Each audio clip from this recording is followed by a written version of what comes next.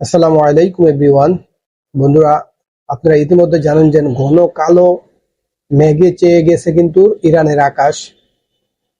ইরানের যত তেলের গুদাম আছে সকল গুদামগুলাতে, অধিকাংশ গুদামগুলাতে যুক্তরাষ্ট্র এবং ইসরায়েলের যৌথ বাহিনী সহ তারা হামলা করছে। পুরা আকাশ ইরানের এখন পুরা কালো হয়ে গেছে ধোঁয়ায়। এটা হলো ইরানের রাজধানী তেহরানে শনিবার সন্ধ্যার দিকে এই ঘটনাটা করছে। শনিবার সন্ধ্যায় জ্বালানি তেলের গুদামে হামলা চালায় ইসরায়েলি বাহিনী। এই ঘটনার প্রেক্ষিতে ঘন কালো মেঘে চেয়ে গেছে রাজধানী তেহরানের আকাশ। আকাশ থেকে ঝরছে অদ্ভুত কালো বৃষ্টি। কত ভয়ঙ্কর অবস্থা! রোববার ৮ মার্চ সকালে ঘুম থেকে উঠে এ কালো বৃষ্টি প্রত্যক্ষণ করে শহরের ১ কোটি মানুষ। এই জন্য অবস্থা খুব খুব ক্রিটিক্যাল, আস্তে আস্তে যাচ্ছে, অনেক ক্রিটিক্যাল হইতেছে।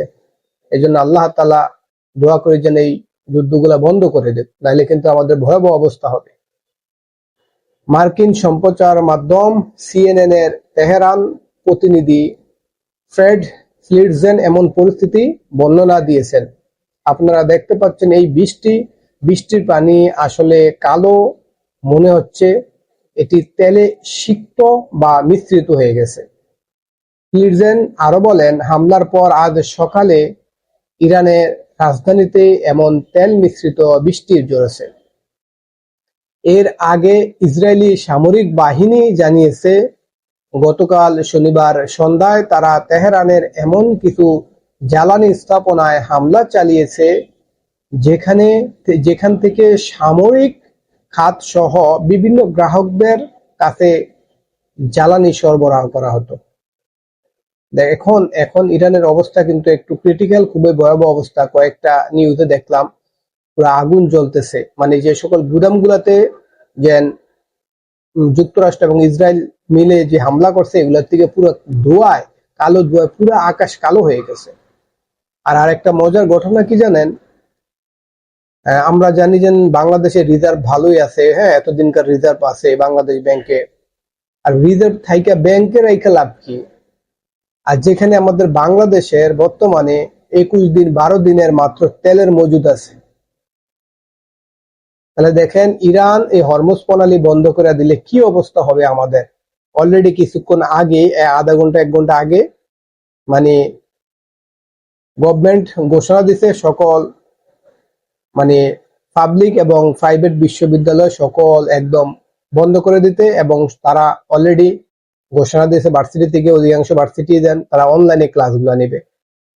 তাহলে দেখেন আমাদের বাংলাদেশের তাহলে কি অবস্থা হবে। আমাদের মাত্র তেলের মজুদ আছে মাত্র ২১ দিন ১২ দিন। মানুষের তেল নিয়ে এত বড় আমরা খারাপ। আমরা জানি আল্লাহ তাআলা শয়তানকে রমজান মাস আসলে কি করে? বন্দি করে রাখে শয়তানকে। আর বাংলাদেশে মনে হয় রমজান মাস আসলেই শয়তান ছাড়ে। যখন বিপদ হয় মানুষের, তখন এই শয়তানগুলা মানে আবিষ্কার হয়। মানুষে কত বড় খারাপ হইলে দেখেন, বাইক দিয়ে তেল নেয়, তেল নিয়ে তারা ওই লুকিয়ে রাখে মাটির তলে, এক একজন ১০ লিটার ২০ লিটার করে লুকিয়ে রাখে।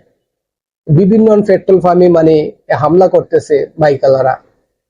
এই হলো আমাদের অবস্থা। মানে তোরা যে, আমার কথা হলো এই অবস্থা সবারই সমস্যা হবে। আপনি একজন কিভাবে সুবিধা নিতেছেন? আপনি চুরি করে তেলগুলা মাটির তলে নিয়ে রাখতেছেন। ওই যে যখন রাশিয়া ইউক্রেন যুদ্ধ হয়েছে তখন দেখছেন না আমাদের দেশের অবস্থা। এখনো আরো ক্রিটিক্যাল হবে। এই জন্য আল্লাহ তাআলা আমাদের সবাইকে হেদায়েত দান করুক। সবাই বলেন আমিন, কমেন্টে আমিন লিখে যাবেন, যেন আল্লাহ তাআলা সবাইকে হেদায়েত দান করে এবং সহি বুঝ দান করে। আর ইরানের জন্য সবাই দোয়া করবেন।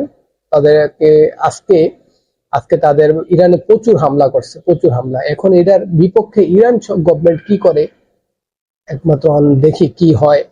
আল্লাহ তাআলা যেন উত্তম ফয়সালাকারী। সবাই ভালো থাকবেন, সুস্থ থাকবেন। আল্লাহ হাফেজ। আসসালামু আলাইকুম ওয়া রাহমাতুল্লাহ।